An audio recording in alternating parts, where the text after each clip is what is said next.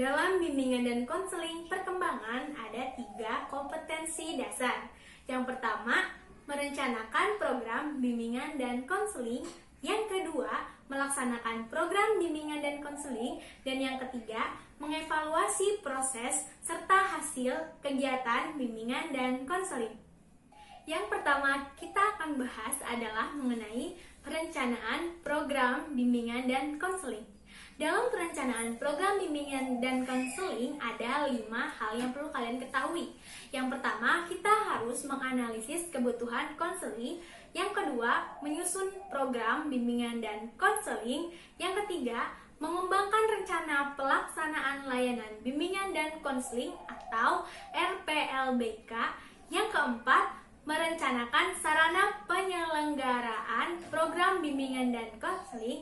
Dan yang terakhir adalah perencanaan biaya penyelenggaraan program bimbingan dan konseling. Dan akan dijelaskan oleh teman kita, Ati. Nah, di sini saya akan mempresentasikan mengenai yang pertama, analisis kebutuhan konseli. Pengembangan program yang akuntabel dan relevan dimulai dengan asesmen populasi target. Program bimbingan dan konseling yang baik pada lembaga pendidikan merupakan buah dari perencanaan yang baik pula. Nah, dalam rangka merencanakan program yang dimaksud, perlu dilakukan analisis kebutuhan atau yang sering kita sebut sebagai need assessment untuk mendapatkan informasi-informasi yang akurat mengenai kebutuhan program. Mengenali kebutuhan peserta didik dan lingkungan dapat dilakukan dengan memberikan angket kebutuhan, mengamati, dan mewawancarai subjek. Pada prinsipnya, apapun pendekatan yang digunakan, pengukuran kebutuhan bertujuan untuk menentukan prioritas kebutuhan yang akan diprogramkan dalam layanan bimbingan dan konseling. Oleh karena itu, perlu diperhatikan kriteria yang digunakan untuk menganalisis dan mengkonversi data yang menjadi prioritas tersebut. Misalnya, dengan menggunakan standar kompetensi kemandirian peserta didik atau yang disingkat dengan SKKPD atau bimbingan pribadi, sosial, dan karir. Yang kedua ada penyusunan program bimbingan dan konseling. Penyusunan program bimbingan dan konseling dilakukan tahunan atau semesteran. Dalam mencapai tujuan program bimbingan dan konseling secara efektif dan efisien, memerlukan penyusunan program yang memadai. Penyusunan program tersebut terdiri atas asesmen kebutuhan konseli dan lingkungannya, perumusan tujuan bimbingan dan konseling, dan perencanaan program layanan bimbingan dan konseling menurut Ramli M. dan Florentin E. 2012, Depdiknas 2008.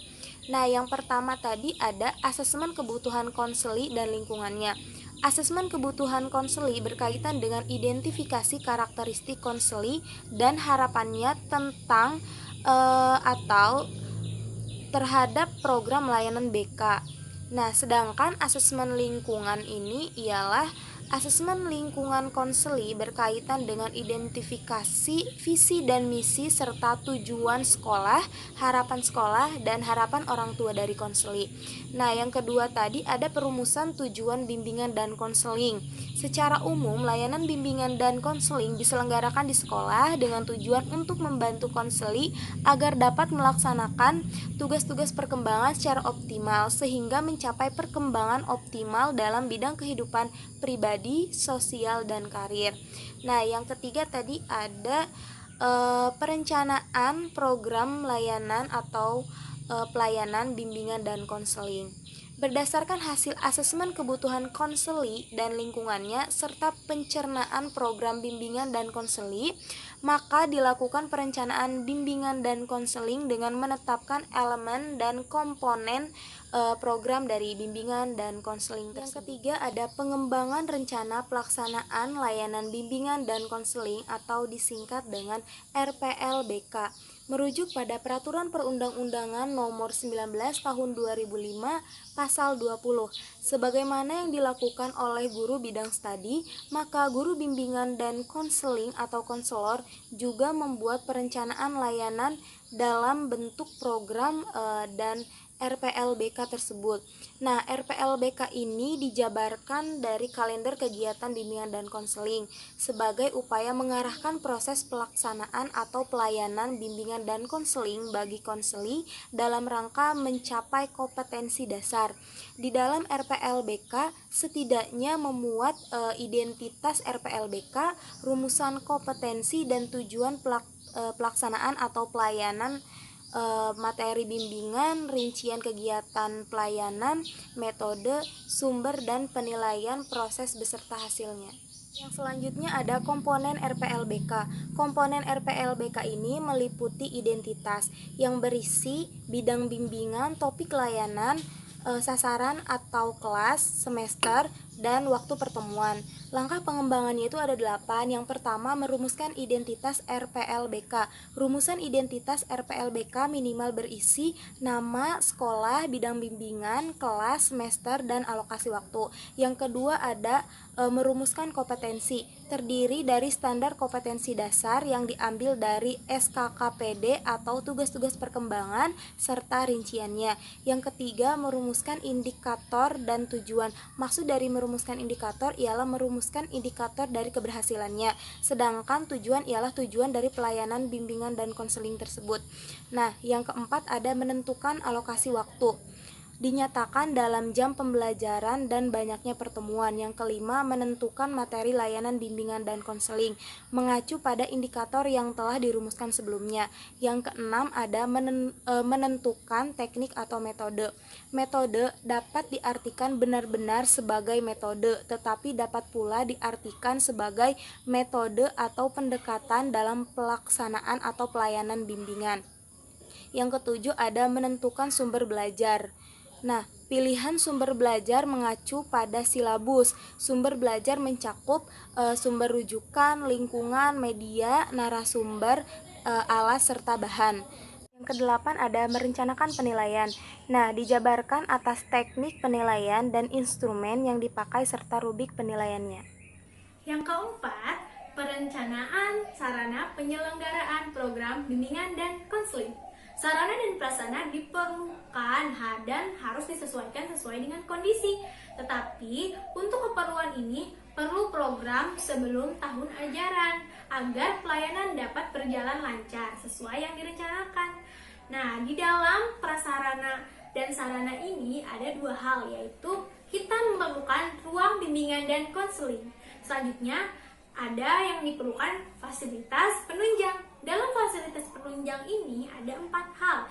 Yang pertama, alat pengumpul data. Dalam alat pengumpul data ini ada 2 hal, alat pengumpul data tes maupun non-tes. Selanjutnya yang kedua, alat penyimpanan data. Alat penyimpanan data ini khususnya dalam membentuk himpunan data seperti file-file dalam komputer, buku pribadi, map, intinya untuk penyimpan data. Yang ketiga, perlengkapan teknis. Perlengkapan teknis ini seperti data informasi, paket bimbingan, kartu konsultasi. Hal-hal seperti ini lebih kepada teknis. Ketika dibutuhkan, sarana ini harus ada. Nah, selanjutnya yang terakhir adalah perlengkapan administratif seperti alat tulis, belangko, serta agenda. Yang kelima, merencanakan biaya penyelenggaraan program bimbingan dan konseling. Penting bagi konselor dan guru bimbingan dan konseling untuk membuat anggaran dalam program bimbingan dan konseling. Kenapa? Karena anggaran merupakan komponen yang sangat-sangat penting dalam manajemen bimbingan dan konseling. Harus dirancang dengan sangat cermat berapa anggaran yang diperlukan dalam berjalannya proses bimbingan dan konseling. Nah, anggaran ini harus masuk ke dalam anggaran belanja sekolah. Anggaran apa aja sih yang perlu kita anggarkan? Yang pertama, anggaran untuk semua aktivitas yang bersangkutan dengan program bimbingan dan konseling. Yang kedua, kita harus membuat anggaran untuk aktivitas-aktivitas pendukung. Contohnya seperti mengadakan home visit, mengadakan workshop, mengadakan MGBK, atau hal-hal lainnya yang bersifat mendukung. Nah, yang terakhir adalah anggaran untuk pengembangan serta peningkatan seperti untuk meningkatkan kenyamanan ruangan bimbingan dan konseling, ruangan pelayanan, hal-hal seperti itu juga harus diperhitungkan. Nah, itu adalah perencanaan biaya yang harus kita rancang untuk jalannya program bimbingan dan konseling. Selanjutnya ialah pelaksanaan program bimbingan dan konseling komprehensif. Yang pertama ada pelaksanaan berbagai layanan bimbingan dan konseling yang meliputi layanan responsif, peminatan dan perencanaan individual, pelayanan dasar bimbingan dan konseling, serta dukungan sistem. Yang kedua ada pendekatan kolaboratif dalam pelayanan bimbingan dan konseling dalam pelaksanaan layanan BK. Nah, yang ketiga itu memfasilitasi perkembangan akademik, karir, personal, dan sosial konseling. Selanjutnya kita lanjutin ya, yaitu pelaksanaan berbagai pelayanan BK. Nah, di sini ada struktur program BK perkembangan. Yang pertama yaitu ada pelayanan dasar BK, pelayanan responsif, peminatan dan perencanaan individual, dan yang terakhir adalah dukungan sistem. Nah, di setiap program ini mengampu beberapa layanan. Yang pertama, pelayanan dasar BK. Di dalam pelayanan dasar BK ini terdapat bimbingan klasikal, pelayanan informasi, pelayanan orientasi, bimbingan kelompok, dan juga pelayanan pengumpulan data. Nah, yang kedua yaitu ada pelayanan responsif. Di dalam pelayanan responsif ini ada apa aja sih? Di dalam pelayanan responsif ini terdapat konseling kelompok atau konseling individual. Yang kedua ada referral. Yang ketiga ada kolaborasi dengan guru mata pelajaran atau wali kelas. Yang keempat ada kolaborasi dengan orang tua. Yang kelima kolaborasi dengan pihak-pihak terkait. Dan yang keenam ada konsultasi. Yang ketujuh ada bimbingan teman sebaya. Yang kedelapan ada konferensi kasus, dan yang terakhir itu kunjungan rumah. Nah, masuk ke yang ketiga yaitu ada peminatan perencanaan individual ya. Dalam peminatan dan perencanaan individual ini terdapat beberapa juga. Yang pertama, pemberian informasi program peminatan. Yang kedua, pemberian informasi. Yang kedua ada asesmen individual atau kelompok. Yang ketiga ada pertimbangan individual atau kelompok. Dan yang keempat penempatan. Nah, selanjutnya atau yang terakhir di sini ada dukungan sistem. Di dalam dukungan sistem itu ada apa aja sih? Ya, di dalam dukungan sistem itu terdapat pengembangan profesi, manajemen program, dan riset dan perkembangan. Nah, di sini kita sudah jelasin ya satu persatu. Jadi kita udah jelas tentang program atau pelaksanaan pelayanan BK ini, di mana udah terstruktur dengan tepat dan jelas. Yang kita tahu ada pelayanan seperti kolaborasi dengan orang tua, seperti itu. Ada pelayanan BK yang sifatnya kelompok ataupun individu. Selanjutnya yaitu pendekatan kolaboratif dalam pelayanan bimbingan dan konseling dalam pelaksanaan layanan BK. Nah, di sini konselor sebaiknya berkolaborasi dengan berbagai pihak yang terkait dalam implementasi program bimbingan konseling komprehensif. Rencana kolaborasi bisa disampaikan di awal tahun ajaran dengan jalan memberitahukan program bimbingan konseling kepada pihak-pihak terkait melalui rapat dan humas. Berikut beberapa pendekatan kolaboratif yang dapat dilakukan. Ini menurut Apkin tahun 2007 dan Floretin tahun 2012.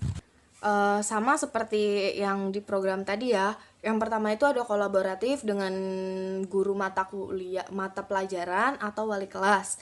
Yang kedua itu ada kolaboratif dengan orang tua, dan yang ketiga itu ada kolaboratif ya bersama pihak-pihak tertentu atau pihak-pihak terkait seperti instansi seperti itu ya. Yang ketiga yaitu memfasilitasi perkembangan akademik, karir, personal, dan sosial konseling. Nah, di sini ada pelayanan bimbingan dan konseling bidang akademik, bidang layanan yang memfasilitasi perkembangan akademik. Ada pelayanan bimbingan dan konseling karir, yaitu yang memfasilitasi tentang karir. Yang ketiga yaitu ada pelayanan bimbingan konseling bidang pribadi. memfasilitasi tentang pribadi kita. Yang keempat ada pelayanan bimbingan konseling bidang sosial, memfasilitasi tentang sosial. Yang akan saya sampaikan yaitu tentang evaluasi program bimbingan dan konseling. Di sini ada 5 evaluasi program bimbingan konseling. Yang pertama itu evaluasi proses pelayanan bimbingan dan konseling. Nah, evaluasi ini menjelaskan tentang seberapa berfungsinya sih bimbingan konseling ini, terutama mengenai prosesnya, sudah berjalan dengan lancarkah atau belum. Kapan dan bagaimana konselor harus bisa menempatkan, di situ tergantung dengan tujuan yang akan dicapai. Nah, yang kedua yaitu ada evaluasi hasil layanan bimbingan dan konseling, yaitu sebuah rencana hasil dari pelayanan itu dikhususkan pada pelayanan khusus atau pelayanan yang telah dipilih oleh si konselingnya, sehingga hasil yang spesifik dapat dilakukan gitu. Selain dapat dilakukan, juga dapat diidentifikasi sehingga dapat memperbaiki pelayanan bimbingan konseling untuk kedepannya. Yang ketiga yaitu ada penyesuaian proses pelayanan bimbingan dan konseling. Di sini penyesuaian ini yaitu aktivitas layanan konseling yang disepakati oleh pihak-pihak tertentu. Dan yang keempat ada pelaporan dan akuntabilitas program bimbingan dan konseling. Di sini ada pelaporan akuntabilitas. Jadi tentang bimbingan atau tentang layanan ini sendiri itu laporannya seperti apa, harus diperbaiki di mananya, lalu yang dituju itu siapa, kita harus tahu gitu. Jadi layanan ini tuh berfungsi dan berjalan sesuai dengan apa yang ingin kita capai. Dan yang terakhir, tindak lanjut evaluasi program bimbingan dan konseling. Tindak lanjut, jadi dalam pelayanan ini kita menindaklanjuti hal apa saja yang perlu ditambahkan dalam pelayanan, apa saja yang perlu dihilangkan, dan juga bagaimana proses berlangsungnya pelayanan ini gitu. Jadi di sini kan tindak lanjut ya, dan tindak lanjut ini bermaksud untuk bagaimana sih tindak lanjut, apa sih yang dilakukan konselor itu untuk menindaklanjuti masalah-masalah yang terkait dengan konseli. Nah, sekian yang dapat saya jelaskan, kurang lebihnya mohon maaf. Yang kita bahas adalah mengenai evaluasi program bimbingan dan konseling. Evaluasi merupakan prosedur yang memungkinkan konselor atau guru BK menentukan keberhasilan program bimbingan dan konseling. Evaluasi juga sebagai perbaikan serta meningkatkan kualitas dari program bimbingan dan konseling. Nah, di samping itu, hasil evaluasi berguna sebagai bukti pertanggungjawaban dari kinerja konselor atau guru BK. Evaluasi dilakukan dengan berbagai teknik, baik tes maupun non-tes. Nah, tujuan evaluasi itu bukan tujuan, tetapi alat untuk mencapai tujuan. Nah, oleh sebab itu, konselor perlu menganalisis hasil evaluasi, kemudian ditindaklanjuti kembali hasil evaluasi tersebut. Yang pertama adalah dengan mengevaluasi proses pelayanan bimbingan dan konseling. Maksudnya apa? Maksudnya adalah itu merupakan prosedur yang digunakan untuk menentukan sejauh mana program bimbingan dan konseling komprehensif berfungsi sepenuhnya. Penilaian itu dibuat tentang status program dengan menggunakan standar evaluasi program dan kriteria yang bersumber langsung dari kerangka kerja program bimbingan dan konseling. Nah, jadi evaluasi proses layanan bimbingan dan konseling ini adalah untuk menentukan sejauh mana program bimbingan dan konseling berfungsi. Selanjutnya adalah mengenai evaluasi hasil pelayanan bimbingan dan konseling.